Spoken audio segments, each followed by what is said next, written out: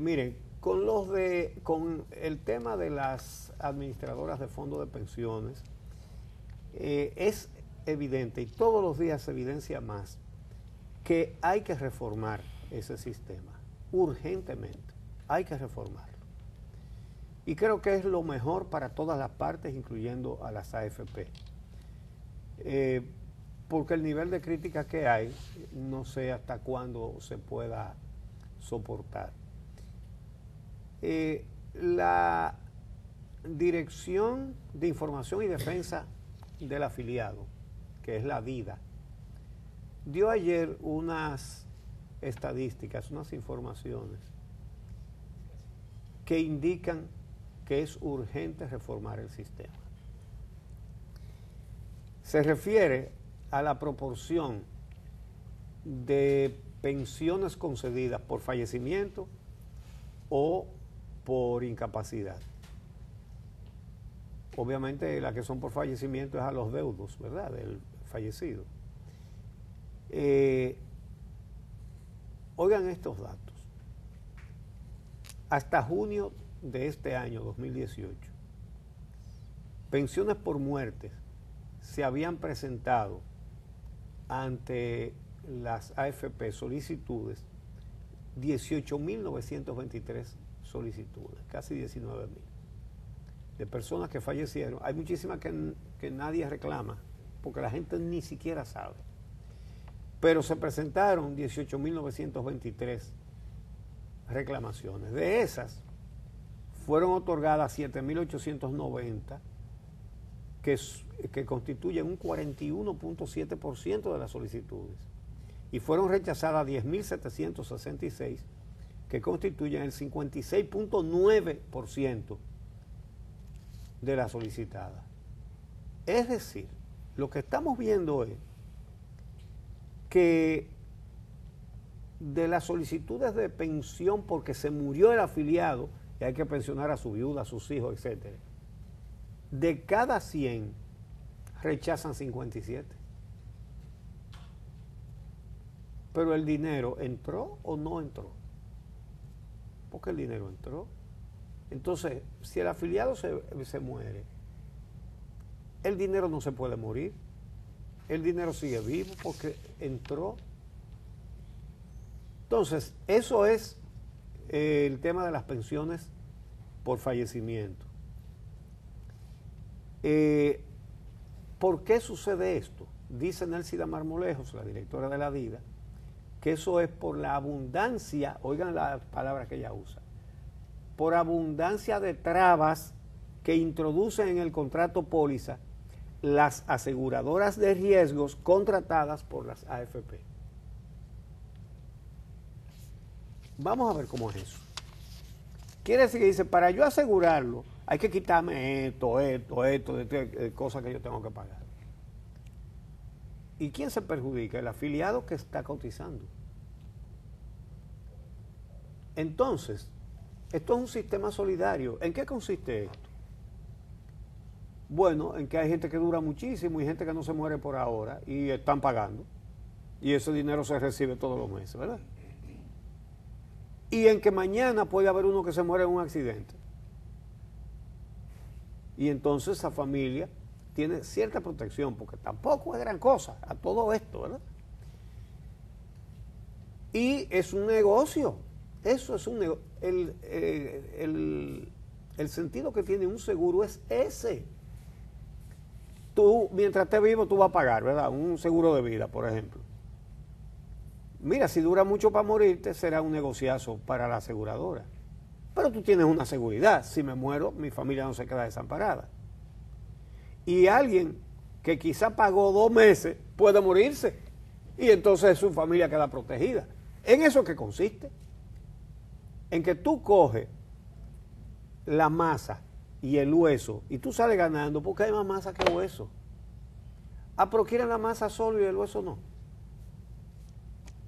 Entonces, eso es en lo que se refiere a pensiones por fallecimiento.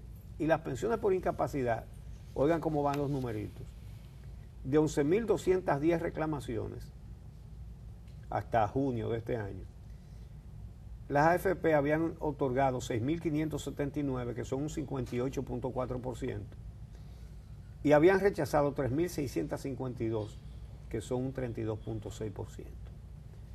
Es decir, una tercera parte de las solicitudes de pensión por incapacidad las rechazan. Esto es extraño porque si una persona reclama una pensión por incapacidad, lo que hay que ver es si está incapacitado o si no. ¿Qué otra cosa puede haber? Entonces, ¿será que hay personas que ellos alegan que no están incapacitados? Pero eso tiene que haber un mecanismo en que no sea lo que opine el beneficiario o lo que opine el que le va a pagar. Alguien tiene que determinar que está incapacitado o que no lo está. Entonces, algunas de los motivos por los que se niega, por ejemplo, en el caso de las pensiones por fallecimiento, es si el cotizante se suicida. Bueno, eso tiene sentido. Si fallece por un accidente laboral, yo me pregunto, ¿será porque eso está protegido entonces en otro renglón? Creo que sí, ¿verdad? Que ya eso no es riesgos laborales, sino, no recuerdo cómo se llama, pero hay sí, una cobertura por accidente de trabajo. Si tenía una enfermedad preexistente, un momentito, ¿qué es eso? Usted tiene que asegurar al universo, le van a tocar gente que están enferma, ciertamente, que son una minoría, y le va a tocar gente que nunca va al médico y usted, nadie dice, mira, voy a devolver tanto porque este no fue al médico ni una vez en 5 años, entonces yo voy a devolver. No se devuelve. Entonces coge al que está enfermo también, que es el que más necesita la protección. Si eso no está establecido así, entonces hay que reformarlo, porque esto tiene que ser justo, ¿verdad? Las empresas aseguradoras, tanto en las aseguradoras de fondos de pensiones como las aseguradoras de riesgo de salud, tienen un negocio que es así. Hay personas por las que tienen que pagar y hay personas que solamente reciben dinero de ellas. Entonces, oigan, otro motivo para rechazar una reclamación, que si después que el afiliado se muere pasan 7 años y no dicen nada, entonces ya no le toca nada. Pero el dinero sigue vivo, sigue ahí, el dinero sigue ahí. ¿Y por qué tiene que haber una caducidad de un derecho? Los derechos son imprescriptibles. ¿Cómo es eso de que, mira, tiene chance hasta el jueves, pero si el jueves, entonces el dinero yo me quedo con él? ¿Qué es eso? Expliquen eso, ¿en qué consiste eso? Eso hay que explicarlo o reformarlo. Yo prefiero que lo reformen todo y que no haya que estar discutiendo estos detalles. Que lo reformen y que se resuelva una cosa que no está funcionando bien. Entonces, si el afiliado participa en un acto delictivo, eso no lo entiendo tampoco, porque en un aseguramiento de vida no es la conducta del que se murió, no es la conducta. Eso está protegiendo no al que se murió, sino a la familia que queda. Es decir, que hay que tener un certificado prácticamente de santidad para que funcione. No, qué pena que era un delincuente, también qué pena que se murió, porque las personas se pueden reformar, pueden corregir su conducta. Pero, ¿qué relación tiene eso con una pensión que se ha ido acumulando con pagos mensuales para proteger a una familia? Entonces, la que queda condenada, el que queda condenado no es el que se murió entonces, sino la familia, que no son los delincuentes. Esa es otra cosa que se debe reformar. Entonces, Oigan las trabas que menciona la directora de la DIDA, que influyen en que se deje de pagar tanto estos derechos. Dice ella que las administradoras de fondos de pensiones no cumplen con la ley, lo estoy leyendo lo que ella dice, no cumplen con la ley que les ordena tener oficinas en todo el país y las mantienen concentradas solo en la capital, lo que obliga a que las personas tengan que venir del interior a realizar cualquier gestión. Eso es ponérsele China a la gente. Eso es desestimular el reclamo de sus derechos. Si la ley dice que tiene que tener oficinas en el país entero, supongo que se refiere a cada provincia, ¿no? Porque solamente la tienen en la capital. Y si una persona en Montecristi pierde a un ser querido y se queda una familia desamparada, ¿usted cree que van a coger una guagua para venir aquí, a la capital, a que le digan que le faltan tal o cual papel y que todavía tiene que hacer tal cosa? Sobre todo porque la gente tiene muy poca información sobre eso. Puede ser que sea justificado, que le digan, no, tiene que volver porque tiene que traer tal cosa, o tal otra, o lo demás para allá. ¿Cuánto viaje va a dar? Entonces, esa gente dejan eso botado. Lo dejan botado. Pero eso ha sido provocado por un incumplimiento de la ley que dice que tiene que tener oficinas en el país entero. Como debe ser, ¿verdad?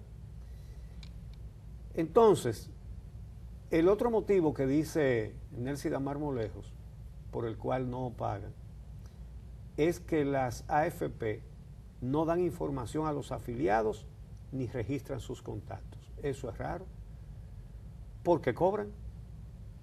Es decir, saben dónde están porque le cobran. Entonces a la hora de pagarle no saben dónde están. Vamos a suponer que eso sea un error o algo que falle en el sistema. ¿Qué esperamos para corregirlo? ¿A mañana? ¿Vamos a esperar a mañana? Oh, pero ven acá, ¿de dónde que yo recibo el dinero? De aquí, pues ahí es que está, el que yo le tengo que pagar el día que se revierta la cosa, que en lugar de él pagarme a mí tenga yo que pagarle a él. Yo tengo que saber dónde está el que me paga. Por lo tanto, debo saber dónde está aquel al que le tengo que pagar. Entonces, a mí me parece que ya no hacen falta más discusiones y que esto lo que hay que hacer es ponerse a trabajar enseguida para corregir todo esto. Yo no sé si la ley obliga a las administradoras a informarle todo a los afiliados. Si la ley no contempla eso, hay que reformarla urgentemente para incluir eso. Esas son esas letritas chiquitas, don Uchi, que ponen a uno a firmar esos contratos de adhesión, chiquitititas que uno no sabe ni qué es lo que dice porque son ilegibles. Ahí está toda esa cosa que no le conviene a la gente. Sin embargo, Proconsumidor, que realiza un trabajo excelente y digno de reconocimiento, Proconsumidor le advierte a la gente que lea la letra chiquita, pero de todas maneras dicen, si tienen un problema vengan a Proconsumidor, y ellos entonces echan la discusión en lugar del afiliado. Claro. Que es muy buen servicio que da Proconsumidor. En ese sentido, usted también hablaba de la ley, qué dice la ley al respecto, y yo creo que cuando vemos este tipo de abusos de las grandes corporaciones a los consumidores, a la población en general, de estas inequidades, es una evidencia de la falta de una autoridad estatal que vele por los derechos de la gente, incluso ante el poderío económico. Y eso ha pasado aquí en la República Dominicana con ese tema y con muchos otros temas, precisamente porque el poder político ha necesitado al poder económico, por ejemplo, para financiar las campañas, y entonces le es tan laxo con ciertas exigencias que al final quienes quedan afectados somos nosotros los particulares comunes y corrientes. Una prueba al canto de lo que tú acabas de decir está en este dato. Ayer habló el superintendente de pensiones, el señor Ramón Contreras. Él dijo que él desconoce el monto de 870.252.453 pesos que las administradoras de fondos de pensiones tienen de los aportes acumulados de 39.386 afiliados. Eso se publicó ayer y nosotros lo comentamos aquí. Él dice que él desconoce eso, pero ese es el superintendente de pensiones. Ese es el funcionario que tú acabas de decir que debe garantizarles a los ciudadanos sus derechos. Él dice más. Él dice que desde que se comenzó el sistema de seguridad social, beneficiarios y herederos de 8.178 afiliados fallecidos han tramitado el pago de los beneficios correspondientes, de los cuales 19.178 se han beneficiado de la pensión. Él dice lo que se han beneficiado, pero no a quienes se lo han negado, que voy a repetir el dato que acaba de dar la directora de la DIDA, y es que realmente van 18.923 reclamaciones. Fíjate que él dice que 19.000 las han reclamado y se le han pagado. Debe ser el mismo registro que dice, hasta ahí, hasta ese punto, que dice la directora de la DIDA. Son 19.000.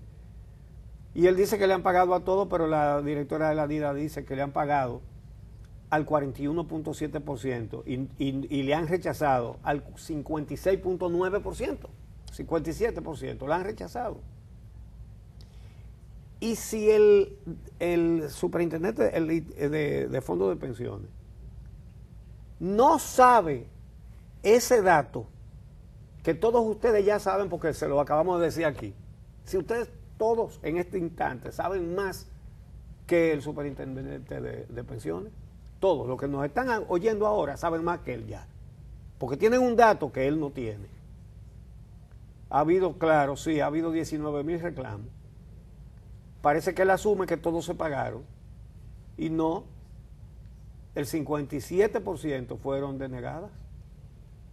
57%, ok, a más de 10.000 personas se la negaron de esas 19.000. Entonces, si el que debe defender a los afiliados está en esa situación, dígame usted,